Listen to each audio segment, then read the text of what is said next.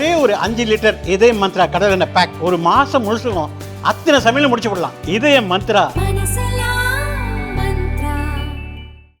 இன்றைய தினம் கடலூர் மாவட்டத்தில் இருக்கின்ற பல்வேறு அமைப்பைச் சேர்ந்த விவசாய சங்கத்தினர் தங்களுடைய பிரச்சனைகளை குறித்து இங்கே எடுத்துச் சொன்னார்கள். அதிமுக ஆட்சி வந்த பிறகு அவர் சொன்ன கருத்துக்களை எல்லாம் பரிசீலித்து அதுக்கு நான் நடவடிக்கை மேற்கொள்ளப்படும் என்ற செய்தி இந்த நேரத்தில் தெரிவித்துள்ளேன்.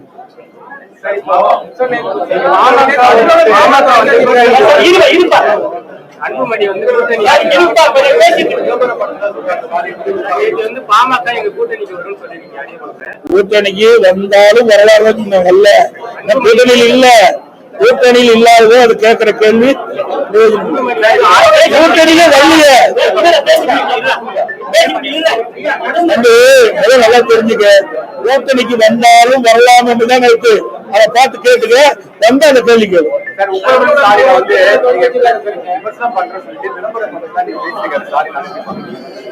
நான் எங்க விளம்பரம் பண்ணேன்? ஏற்கனவே அம்மா அவர்கள் அம்மா திட்டம் ஒரு திட்டத்தை கொண்டு வந்தாங்க. அதிமுக ஆட்சி இருக்கும்போது அம்மா இருக்கும்போது அப்ப இந்த வருவாய்த்துறை அதிகாரிகள் ஒவ்வொரு கிராமமா போய் அந்த கிராமத்து மக்களை சந்திச்சு அவருடைய பிரச்சனை என்று கேட்டு அதை தீர்த்து வச்சாங்க. அது ஸ்டிக்கர் ஒட்டி தான் இன்றைய முதலமைச்சர் ஒரு 40 பேருக்குள்ள அடங்கிய ஒரு விளம்பரத்தால் அடிச்சு உங்களுடன் ஸ்டாலின் என்று விளம்பரப்படுத்துறார். ஏன் 4 வருஷமா செய்யல? மக்கள் இவ்வளவு பிரச்சனை இருக்குது இல்ல, அவர் கொடுத்த 46 இடத்துலயும் பிரச்சனை இருக்குல்ல, அது ஏன் செய்யல? அது மட்டும் இல்ல, நான் எல்லா கூட்டத்திலும் நான் சொல்லிக்கிறேன். இதே போலதான் அவர் எதிர்கட்சி தலைவராக இருக்கும்போது திராவிட முன்னேற்ற கழகம் சேர்ந்த சட்டமன்ற உறுப்பினர் இன்றைய முதலமைச்சர் அதோட அவருடைய மகன் உதயநிதி எல்லாம் மாநிலம் பூரா போய் அவங்க வந்து ஒரு பெட்ஷீட்டை போட்டு அங்க அமர்ந்து மக்கள்கிட்ட மனு வாங்கினாங்க. பிரச்சனை எல்லாம் என்னன்னு கேட்டு மனு வாங்கினாங்க. அந்த மனு என்னாச்சு? அப்பவே மக்களுடைய பிரச்சனை கொடுத்துட்டாங்கல்ல. 4 வருஷம் மக்களுடைய பிரச்சனை தீர்க்கல. அவ்வளவு பிரச்சனை இருப்பதாக இந்த முதலமைச்சர் ஒத்துக்கிறாரு. இப்ப இன்னும் இருக்கிற எஞ்சி எவ்வளவு 8 மாசம் இருக்குது. 8 மாசத்துல எந்த பிரச்சனை தீர்க்க முடியும்? விவசாயிகள் சொன்னாங்கல்ல, எவ்வளவு பிரச்சனை எடுத்து சொன்னாங்க. இதுதான் உண்மை. இதெல்லாம் ஒரு ஷோ, ஒரு நாடகம். அடுத்து வருகின்ற 2026 ஆண்டு நடைபெறுகின்ற தேர்தலில் மக்களை ஏமாற்றுவதற்காக இப்படிப்பட்ட ஒரு விளம்பர மாடல் அரசு நேற்றைய தினம் அந்த விளம்பரத்தை முதலமைச்சர் தொடங்கியிருக்கார். மக்கள் நம்பிக்கையோட வந்து மனு கொடுக்கறாங்க. அது மட்டும் இல்லாம ஒரு முதலமைச்சர் சொல்றத IAS அதிகாரி கேட்கணும். ஆனா நீங்க IAS அதிகாரிகள் நடவடிக்கை எடுக்கணும்னு எடுத்துக்கிறீங்க. ஆமா, எந்த பத்திரிக்கை?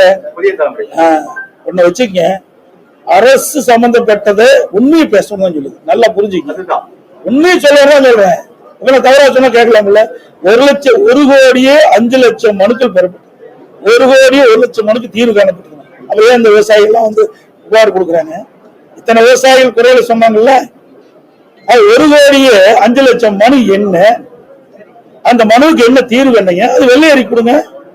என்னைய அரசியல்வாதி ஆகக்கூடாது. அரசியல் ஊழியர்கள் வந்து உயர்ந்த பதவி இருக்கிறவங்க, கூடுதல் தலைமைச் பொறுப்பு இருக்கிறவங்க, அவர் சொன்னா நம்புவாத அப்படின்னு அரசு எந்திரத்தை தவறா பயன்படுத்துறது இந்த அரசாங்கம்.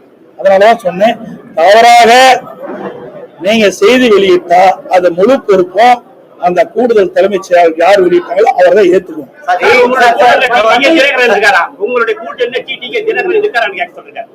அதாவது எங்க கூட்டணியில் இப்ப பாரதிய ஜனதா கட்சி இருக்கு, அப்புறம் இன்னும் சில கட்சிகள் இருக்குது. விவசாயிகள் இன்றைக்கு கண்ணீர் சிந்துகிற அளவுக்கு அந்த புரோக்கருடைய தொல்லை அதிகமா இருக்கிறதா கோரிக்கை வச்சிருக்காங்க. பன்னீர் கரும்பு விவசாயிகள் கண்ணீர் சிந்துகிற அளவுக்கு புரோக்கருடைய அட்டகாசம் அதிகரிச்சிருக்காங்க. அதுதாங்க நேரடியாக நான் வந்து பேசும்போது சொன்னேன். இன்னும் எதிர்காலத்தில் அப்படிப்பட்ட நிலைமை இருக்காது.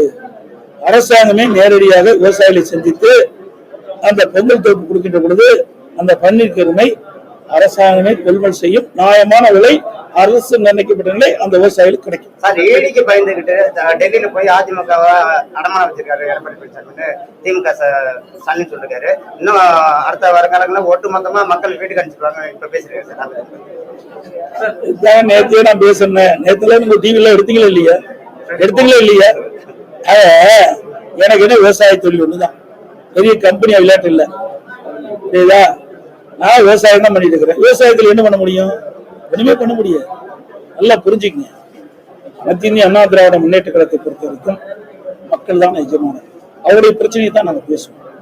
இன்றைக்கு இதே திராவிட முன்னேற்ற கழகம் இன்றைக்கு இருக்கிற முதலமைச்சர் அவருடைய அப்பா திரு கருணாநிதி இருந்த போது 1999 பாராளுமன்ற தேர்தலில் யாரோட கூட்டணி வச்சாரு?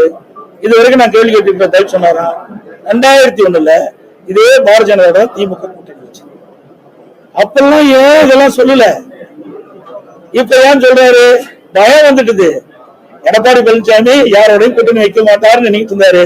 நான் பாரதிய ஜனதா கூட்டணி வச்சதையோ திரு ஸ்டாலினுக்கு பயம் வந்துட்டு, அந்த பயம் தான் இன்னைக்கு இப்படிப்பட்ட வார்த்தையெல்லாம் பேசிட்டு இருக்காரு. இதுதான் நிலைமை. திமுக கூட்டணி வச்சா அது நல்ல கட்சி, அண்ணா திமுக கூட்டணி வச்சா மதவாத கட்சி. இது எந்த விதத்துல சரி?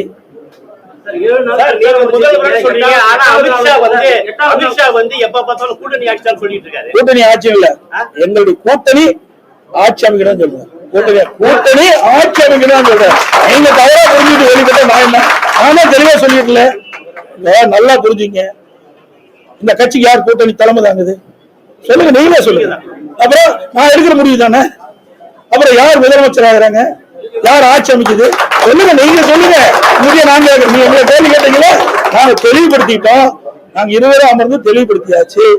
அதுல இந்த கூட்டணிக்கு அண்ணா திமுக தலைமை தாங்க, அண்ணா திமுக ஆட்சி அமைக்கும். அதுல இபிஎஸ் இன்னும் உங்களுக்கு தெளிவுபடுத்தணும்.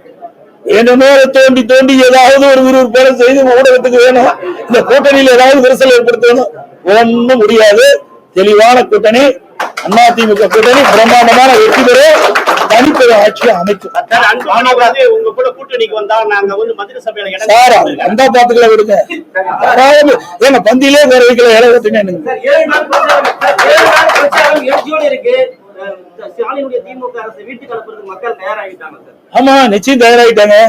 எல்லா இடத்துலயும் ஊடகங்கள் பத்திரிகை வரையில எந்த அளவுக்கு எழுச்சி பாக்குறீங்க, எந்த அளவுக்கு வார வார்த்தை பாக்குறீங்க, மக்களுடைய முகத்துல பிரகாசமா இருக்குதுல, அதுதான் வெற்றிக்கு அறிகுறி.